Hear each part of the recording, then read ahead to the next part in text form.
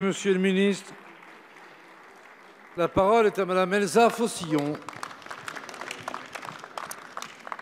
Mesdames et Messieurs les ministres, pendant que le tapis rouge est déroulé aux multinationales qui augmentent leurs dividendes pendant qu'elles suppriment des emplois, vous répondez au peuple qui demande justice et dignité par un grand débat qui prend la forme d'une grande campagne sans garantie de décision à la fin. Le monologue du président se prolonge sur scène face à des maires venus rapporter la souffrance populaire. Ni tabou ni totem, dites-vous. Mais surtout, aucun changement de cap. Le en même temps macronien a le goût du mépris, celui du mépris de classe. Répondant au fameux adage « classe laborieuse, classe dangereuse », vous offrez comme réponse davantage de répression. 2000 blessés, des mains arrachées, des jeunes mutilés, des policiers épuisés envoyés à l'affrontement. Les manifestants sont traités en délinquants. Vous tentez de faire croire qu'ils protestent contre les valeurs de la République alors qu'ils exigent leur application réelle. Vous y ajoutez une loi qui criminalise le mouvement, la loi dite anti-casseurs, qui permet le fichage des manifestants et qui recherche l'étouffement des mouvements sociaux. Cette loi, elle a été rejetée par votre majorité au Sénat et elle continue d'inquiéter même dans vos rangs. Chacun peut voir le danger pour notre État de droit, pour notre pays, celui qui a fait du 14 juillet sa fête nationale.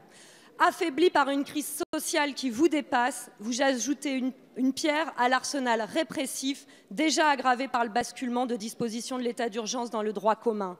Mesdames et Messieurs les ministres, la démocratie, c'est débattre, mais c'est aussi battre le pavé, contester, s'opposer à l'ordre établi. Manifester, c'est un droit constitutionnel. Alors plutôt que la répression, à quand une réponse politique, une loi anti-casse de la solidarité contre les broyeurs de vie et de rêves, une loi pour la justice, pas juste pour la force. Merci. La parole est à Monsieur Christophe Castaner, ministre de l'Intérieur. Merci, Monsieur le Président, Mesdames, Messieurs les députés. Madame la députée, je crois, Madame la députée, qu'il n'y a ici que des républicains. Je crois, Madame la députée, qu'il n'y a ici que des républicains qui sont attachés à ce droit fondamental de la liberté d'expression qu'est le droit de manifester.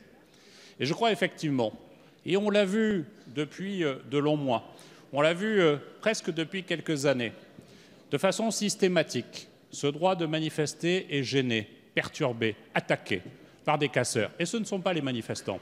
Ce ne sont pas ceux qui, le 1er mai, avaient choisi de parcourir Paris à pied, comme la tradition le veut, ce jour-là de mobilisation.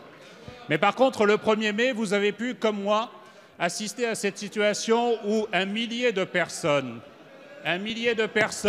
des Black Blocs, sont venus pour agresser, pour casser.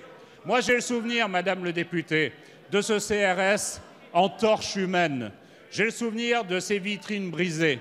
Et ce phénomène n'est hélas pas nouveau, mais il devient systématique. Et nous le voyons partout en France, chaque samedi, où des manifestations organisées par des femmes et des hommes qui ne veulent pas la violence subissent la violence. Ils sont pris en otage par la violence. Et donc oui, nous faisons cette proposition sur la base d'une PPL qui a été votée au Sénat, de donner les moyens, de faire en sorte que le droit fondamental de manifester puisse être garanti.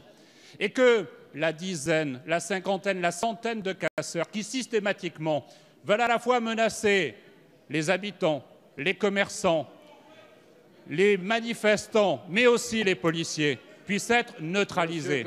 C'est parce que, comme vous, Madame le député, nous sommes attachés à ce droit fondamental de manifester, que plutôt que de pousser des cris, plutôt que d'encourager et d'accepter la violence, nous voulons protéger.